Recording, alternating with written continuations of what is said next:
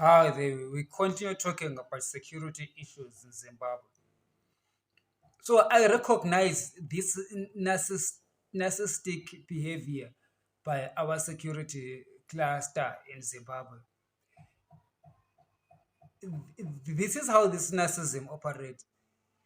It makes you, as a citizen of Zimbabwe, inferior to the military or the intelligence. You are not. You are equally liable or equally responsible for the success of Zimbabwe. As I said, those are people that we put in positions of authority, positions of trust as public servants. Okay, they are not CEOs of a private company that hires and fires as they please, but they are actually people who are working in public institutions. Here lies the narcissism. The public of Zimbabwe, the Zimbabwean public, does not fully understand that these public institutions are theirs. The public of Zimbabwe do not understand that they are shareholders. Okay, listen, Zimbabwe. Mnangagwa doesn't own you. His whenever your ideology, his clan, him and his friends who are subjugating the people of Zimbabwe, they do not own us. Okay, they do not own the institution of the military. I know that the military has got monies that it makes, it's got companies that it makes, and they're not subject to scrutiny, not subject to public scrutiny because they say it's about it's about national security issues and stuff like that. Well, though they exist legitimacy in security issues that need certain state apparatus or state activities to be kept a secret, but it lies or it relies on one particular tenet, which is the people that are in those positions must be so well trusted that we can close our eyes and hope that they are not stealing from us. But we know that in Zimbabwe it's not the case. Evidence shows. Evidence is that the roads are not built, the schools are not built, the hospitals are not built, nothing is done. Everybody knows that. So the evidence points to massive abuse and criminality in the Zimbabwean military, the positions, the people that occupy those positions. The military as an institution has got the right to exist and has to serve the interests of the people. We need to maintain it and we need to defend it at all costs. However, the persons that are in those positions that are abusing power are actually need to go through accountability measures. We need to do some performance appraisals in the military of Zimbabwe just to make sure that we have got the right personnel who are not using the state apparatus, the state machinery for the purposes of looting from us. And therefore, the awakening has to happen in the citizen first, because if the citizen does not understand who he is, does not know his position, he will always be treated unfairly by the people that are not supposed to do that. The Bible says, I saw princes walking while these slaves were riding horses. I would like to posit to you that the people in intelligence and military, as fearful as they are driving 4x4s as number plates, they are actually slaves who are riding horses. And you Zimbabweans who are being shot at by the military, who are being arrested and killed by these ZANU-PF thugs, are the kings that are treated like criminals or like slaves in your own nation.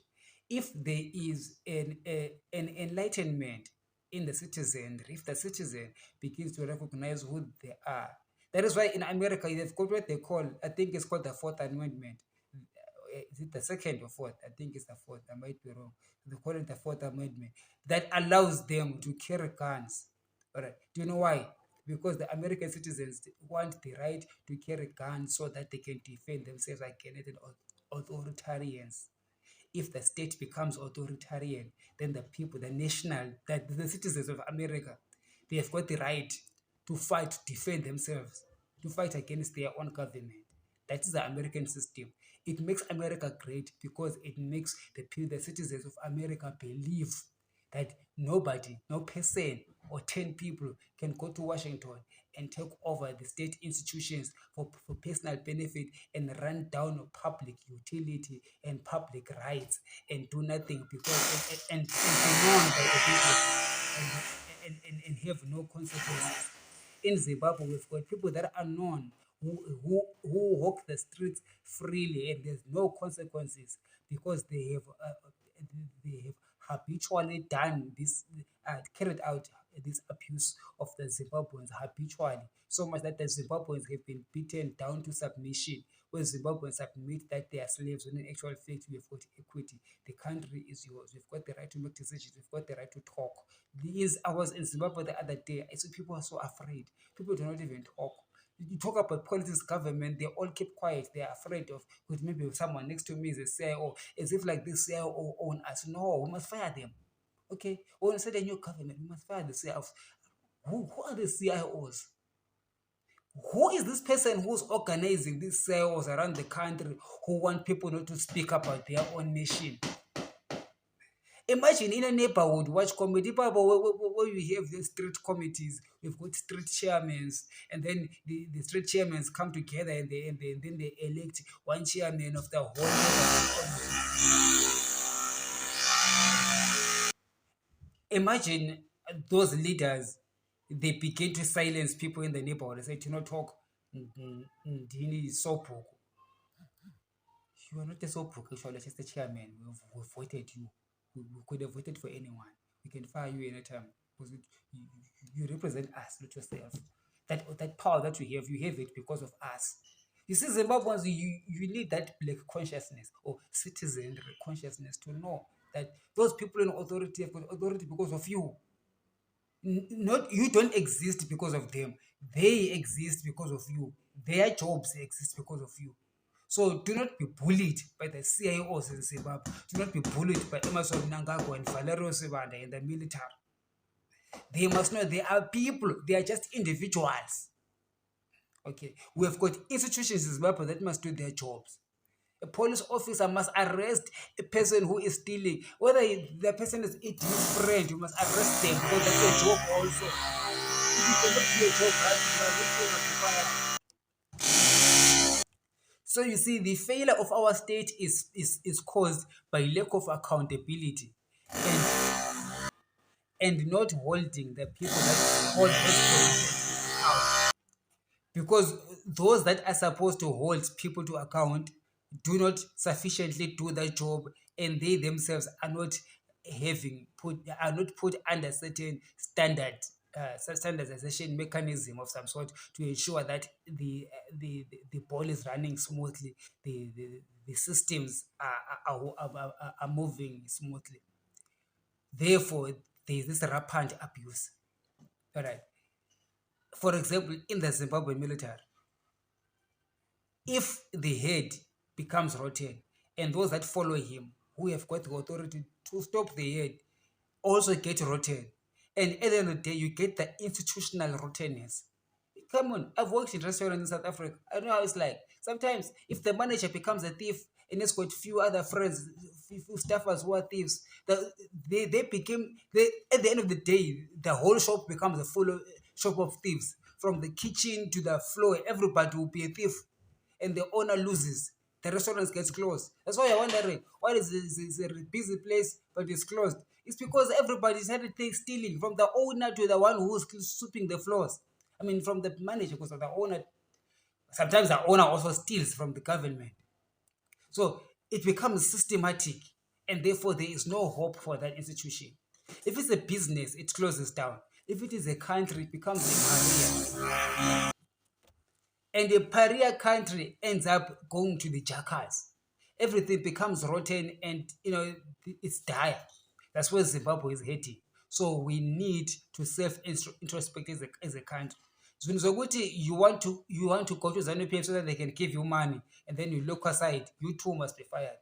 Because these people that take bribes from Itim Mnangagwa and ZANU-PF so that they can keep quiet, they too must be fired. Including in the police. If the policemen are not doing their job, I do not know why we must keep paying them every month. Okay, we need to bring ethics into our policing force. All right, they must be ethical. Do not take bribes. If you take a bribe, you get arrested. I was at the border. Do you know that it is known that on the South African side there is corruption too? But do you know how they do it? They hide it. They don't do it publicly. They know that they can get arrested. not in Zimbabwe. In Zimbabwe, the moment you enter from South Africa, get into the Zimbabwean border, from the security guard there, he'll be trying to extort money from you. To the people that queue people in the border, to the guy at the tailor, to the soldiers. My heart was so broken. Wearing a Zimbabwean military. They will be standing there by the gate before you enter Zimbabwe. If you think I'm lying, go to the border right now, you're going to see it. There will be 5 or 6 soldiers. They will be speaking loudly saying, telling people to come and pay bribes before they enter Zimbabwe. Okay, that is how rotten the Zimbabwe Defense Forces has become, and we really need a new head of state who is a commander of the Defense Forces, who's going to put an end to this level of corruption and decay that is happening in Zimbabwe. I was so heartbroken. These are soldiers wearing national uniform. Look, they disrespect the country. They don't have pride in their own jobs.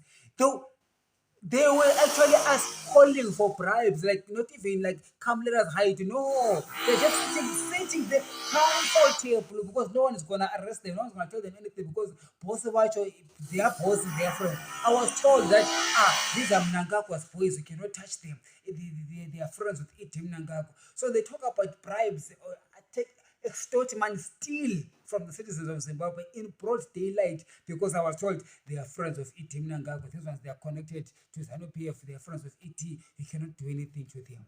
Huh? E.T. is the president of the country. He's supposed to be the one in charge to stop those things from happening. But in fact, he is the one who's allowing and enabling and encouraging those things. E.T. must go. Hi, my daughter. You're never going to have a country if you've got that kind of guy as president. E.T. must go. As the head of state has said, and as the commander of the defense forces of Zimbabwe, he has utterly destroyed the security cluster. We don't have a military anymore. If Israel decides to invade Zimbabwe because of Zimbabwe's relationship with Iran, Zimbabwe's decision to trade uranium to Iran so that Iran can make a nuclear weapon to destroy Israel off the face of the earth. Do you think that the Zimbabwe Defense Forces will be able to defend itself against an invading army? I don't think so. Mnangagwa was a bad choice, bad leader. If you're in the military and you are actually creating defense systems for our country, then you know that the head of state, the commander of the defense forces himself, is the number one, is the biggest national security threat that the country faces right now. Not Triple C, not me, not anyone around the world, but E.T. Mnangagwa himself is the biggest security threat to the Zimbabweans. No. Not only a threat, that is an understatement. He is already the biggest security breach in the nation because our security systems have been breached by the Mnangagwa systems. He's not just a threat from outside. He is already inside. He's already invaded our nation. He has already isolated us as a pariah, as a people. We're not even a people. We are disrespected in every country that we go to. We are nothing because E.T. Mnangagwa system, they are like a virus that has infected the body of Zimbabwe, and this body is rotting away. It is decaying, and therefore the way to remove this virus is to remove the whole Mnangagwa and this Mnangagwa claim. Never, because clearly never has got nothing to do with us. All right, and I've got all the legal right to say what I'm saying, and I've got all the moral right to say what I'm saying. And who are you to say Uriani iwewe unonzani nogara kuuti tiri kuverekere gwara remusangano? Hapana musangano sakana uchi. I'm a citizen. I've got equity. So does anybody else. And voices have to rise against this dictatorship. I repeat, voices in Zimbabwe need to rise against this dictatorship. And voices must come from anywhere. This thing of saying that the voice must come through Chimasa, is he saying anything? Is he Chimasa saying anything? No, he's not. Okay. He's just waiting for Sadik to do something. So you think that Sadik he has got all the power to come and just change things in a country of people that are quiet because they are afraid. And the Chamisa was also quiet because he's afraid. But Brother Chamisa, it's time to wear trousers and wear balls of steel. Bamna, be a man. You must listen to the Sotus. Bamna, be a man and stand up for the rest of the citizens. Okay. Otherwise, we will not have a country. Have a great day.